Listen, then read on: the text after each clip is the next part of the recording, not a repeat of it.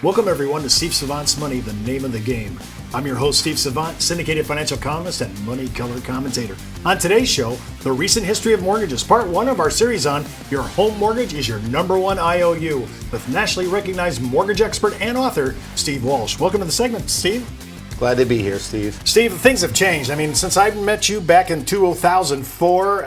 It's been a while, It's been a while. I mean, I met you and boy, things have changed. I want to talk about our first segment, and everybody still believes there's the same conditions and environment today as it was back prior to the market meltdown.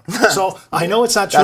That's comical. It's funny, comical, yes. but I want to walk through it now. So after 2008, I saw people doing 3, 5, 7-year ARMs, no money down, interest only, 40-year mortgages. I mean, it was a potpourri. We had it was a completely different world back then, right? So you had underwriters that you could talk to, and you could find workarounds for loans. So people, what do you need to get a mortgage? Let's start with that, right? What do you need to get a mortgage? Well, you want to make sure somebody has a job. You have to make sure they have, putting some money down. You want to make sure they have reserves, good credit. We had all those things to start with in the 90s, right? So what happened was the bank industry, they wanted to lend more. How do we expand our base? How do we get more mortgages?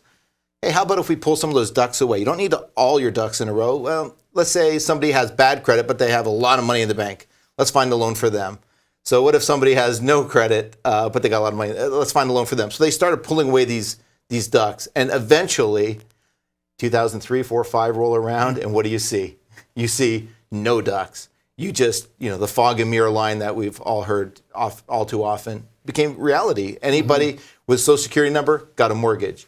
And so what happened was supply and demand were thrown out of whack. The builders know when to build houses based on demographics, and they build houses. All of a sudden, you had a family with a modest income, $50,000, $60,000 a year, buying 20, 30 houses with no money down. Wait a minute, how could that be possible? We actually didn't participate in those loans because I didn't believe it. I had a friend of mine. He bought two investment properties for his family.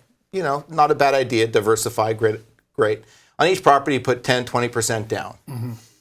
He calls me up one day and he says, listen, I want to buy more. And I'm like, you're kind of maxed out here. You make, okay income, but 3, 4 houses, that's too much. What happens if they don't rent and you don't really have the reserves for that? He said, well, a guy on the radio said, you can buy these houses, no money down, don't worry about it. So he did. And so I heard a few years later that he was letting the houses go. And I said, all 3? Oh, no, he has 31. 31 houses. So if you have this, this person buying 31 houses, and then you have hundreds of thousands of other people buying 2, 3, 4 houses, supply and demand just get out of balance. And so how do we rectify that? Well, the prices go up. And so you just watch the prices go up. And I remember looking at houses, 300,000 one week, 350, a month later, 400,000 the following. It was outrageous. It was absolutely outrageous. That had to end, and obviously, we all know what happened. Well, now back then we still had relatively low interest rates. I mean, it was low. Yeah. Okay, so the interest rates weren't the problem, but a lot of people were doing short-term ARMs, 3, 5, and 7. And even though it was really low interest rate, are those days gone? No, those days are back. The rates are still pretty good right now. So we still have relatively low rate. What has completely changed is the underwriting. So let's see, what happened between then, 2005, 6 to now? Well, there was a little law passed called Dodd-Frank and the Consumer Financial Protection Bureau. They created a bureau to protect you. Now, prior to that, it was the Fed's job to regulate. We all look at Greenspan, Bernanke, Yellen. What's their job? We all know them as the guy who comes out every once in a while, or chairperson who comes out and tells us raises or lower the interest rate, right? That's what they're known for. But they also have a job to regulate lending and look at reserve requirements in banks and other things. They kind of turned their back to regulation in 2003, 4, and 5. They should have said, hey, you can't do those ARMs. And it's not just the 3, 5, 7-year ARMs that you're talking about. It was the negative amortization loans. An ARM let's back up here. Yeah. Because, you're saying that, it's underwriting. Of course, when you're going for a mortgage or somebody that's making the call based on the data you've collected. Right. All right. The law was superseded then. That came in after the meltdown. Dodd-Frank came in to bring protectionist issues for the consumer. That was the goal. Correct. Now, we don't know that. And in the third segment, we're going to get into Dodd-Frank. We'll bust this out. But for what we're talking about is when I'm thinking about the conventionality of those days and people just getting 3, 5, and 7 ARMs all day long, low interest rates, because they were turning it. They were flipping them. They were investing, like you said, your guy had 31 houses. Yeah. The program was less important than the underwriting because you could get away with no money down, bad credit, no reserves, and you could buy a house. You could buy $1 million house with no money down. Why not? And then they created different payment options where you can get $1 million house with a really low $3,000 or $4,000 payment. So, the narrative's been, a lot of the blame for it has been put on the homeowner, for borrowers. Oh, they bought too much house. Well, who is doing the lending? I can go to a bank today and say, I want a $10 million loan. And they're going to say, listen, show it, justify, we need to underwrite this. Back then it was like, okay, here you go. Now back then, so it was the Wild West. What was the income back then? What was the threshold of income? I can buy $1 million home and I could have as little as how much? Zero. No income. No income. No income. No credit. Unbelievable. So you don't need credit. You need, back in the day, right. If you can sign a check and it cashes, right? You don't have to sign a check. It was literally no money down. And then you'd have seller pay the closing costs or the bank pay the closing costs. And so you walked into a house, and that's why you'd see what was called first payment default. The payment would come due, and they're like, hey, how am I going to make this $7,000 payment? Oh, that's somebody else's problem. And so it never should have happened. Now, if I was lending my money or you were lending your money, what would you do? That's the way we looked at it. What would I want to see? Someone's going to borrow a couple $100,000 to buy a house. You want to see their history. In the old days, references, but now we have these things called FICO scores, credit scores. So you look at their credit scores. What else do you want to look at? Were we looking at credit scores back then? We were. The industry wasn't, but some people were. The banks that should have survived the financial, fiasco that occurred in 2008, they were. Not everyone got caught up in this. So there were some local regional banks that were still properly underwriting. Now, back in the day, how low could I go on my FICO score and I still was looked upon as good credit?